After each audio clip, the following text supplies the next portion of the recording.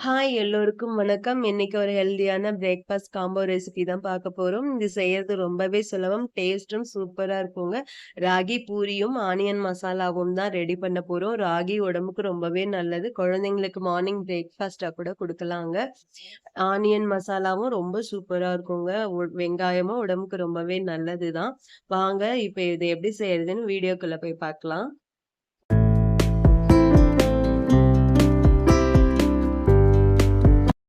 ராகி பூரி முதல்ல ரெடி பண்ணிப்போம். இது செய்யறதுக்கு ஒரு மிக்சிங் பவுல்ல 1 கப் அளவுக்கு ராகி மாவு எடுத்துக்கோங்க.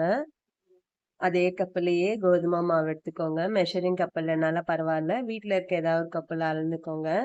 1 டீஸ்பூன் ரவை சேர்த்துக்கோங்க. தேவையான அளவு உப்பு சேர்த்துக்கோங்க. சேர்த்துட்டு நல்லா கலந்து குடுத்துருங்க. கலந்துட்டு இப்போ 1 டீஸ்பூன் அளவுக்கு எண்ணெய் சேர்த்துக்கோங்க.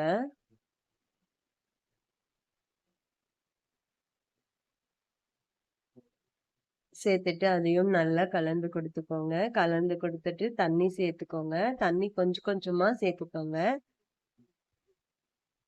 தண்ணி சேர்த்துட்டு நல்ல சாஃப்டான ஒரு பூரி மாவு பதத்துக்கு பெசஞ்சு எடுத்துக்கோங்க. ராகி உடம்புக்கு ரொம்பவே நல்லதுங்க. குழந்தைங்களுக்கு மார்னிங் டைம்ல குடுக்கும்போது நல்ல ஹெல்தியா அண்ட் ஆக்டிவா இருப்பாங்க. இப்ப பாருங்க நல்ல சாஃப்டான மாவு பெசஞ்சிட்டோம். இது ஒரு 20 நிமிஷம் நல்லா ஊறட்டுங்க. அப்பதான் இன்னும் சாஃப்ட் ஆகி கிடைக்கும். இது ஒரு மூடி போட்டு மூடி வச்சுக்கலாம். 20 நிமிஷம் இருக்கட்டும்.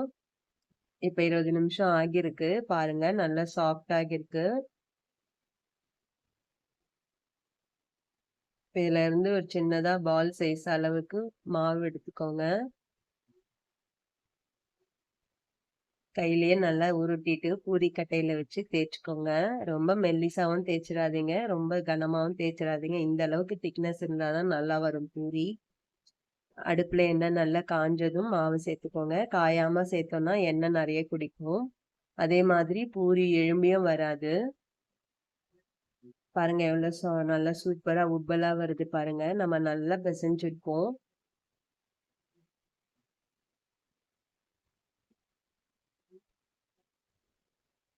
அவ்வளவு சூப்பரா வந்திருக்கு பாருங்க பூரி.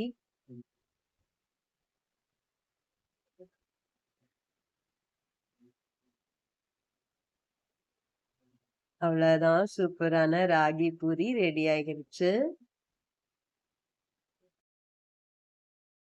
வாங்க இப்ப ஆனியன் மசாலா எப்படி செய்யறதுன்னு பார்க்கலாம். இது செய்யறதுக்கு அடுப்புல ஒரு பேன் வச்சுட்டு அதுல 1 டேபிள் ஸ்பூன் அளவுக்கு எண்ணெய் சேர்த்துக்கோங்க. எண்ணெய் சூடானதும் 1/4 டீஸ்பூன் கடுகு, 1/4 டீஸ்பூன் சோம்பு, ஒரு சின்ன துண்டு பட்டை, ஒரு விருந்தி இலை சேர்த்துக்கோங்க. கூடவே 1/4 டீஸ்பூன் உளுத்தம் பருப்பு, 1/4 டீஸ்பூன் கடலை பருப்பு சேர்த்துக்கோங்க. சேர்த்துட்டு நல்லா கலந்து விடுங்க. அடுப்ப மீடியம் ஃப்ளேம்லயே வச்சுக்கோங்க. இப்ப இது கூடவே ஒரு சின்ன துண்டு இஞ்சி பொடியா நறுக்கி சேர்த்துக்கோங்க. 5, 6 பல் பூண்டு பொடியா நறுக்கி சேர்த்துக்கோங்க. 2 பச்சை மிளகாய் பொடியா நறுக்கி சேர்த்துக்கோங்க. ஒரு கொத்து கருவேப்பிலையும் சேர்த்துக்கலாம். சேர்த்துட்டு நல்லா கலந்து கொடுங்க. ஒரு பெரிய சைஸ் வெங்காயத்தை நீல வாக்குல அரிஞ்சு சேர்த்துருக்கேன். இது 2 பேர் சாப்பிடுற அளவுக்கு இருக்குங்க. நீங்க கூடுதலா செய்யும்போது அளவுகளை மல்டிபிள் பண்ணிக்கோங்க.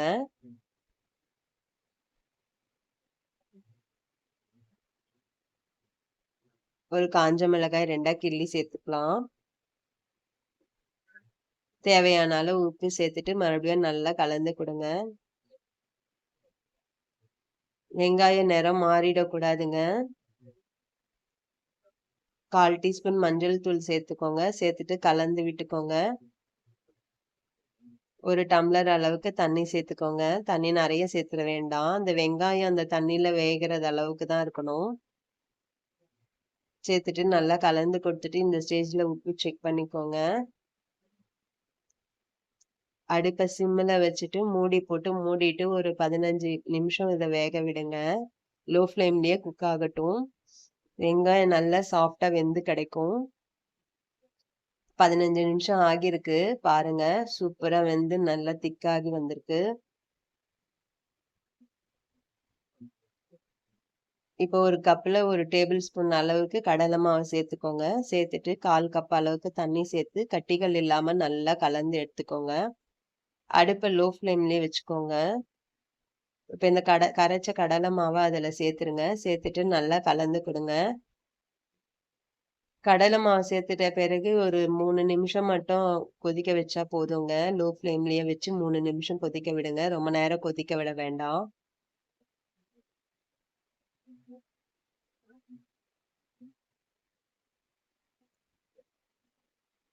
லோ ஃப்ளேம்ல தாங்க இருக்கணும். இல்லன்னா கடலை மாவு கெட்டியாகிடும். கொதிக்க ஆரம்பிச்சிருச்சு.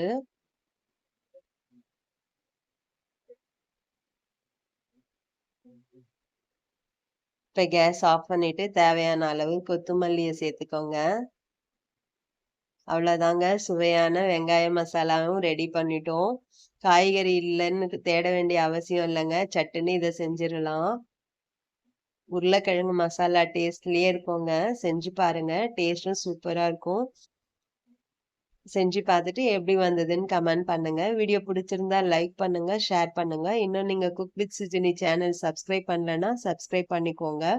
மினிமம் குவான்டிட்டில செய்யும்போது, மேக்ஸிமம் லவ்வோட செய்யும்போது சமையல் சுவையாவே இருக்கும். நாளைக்கு இன்னொரு வீடியோல சந்திக்கிறேன். பாய்.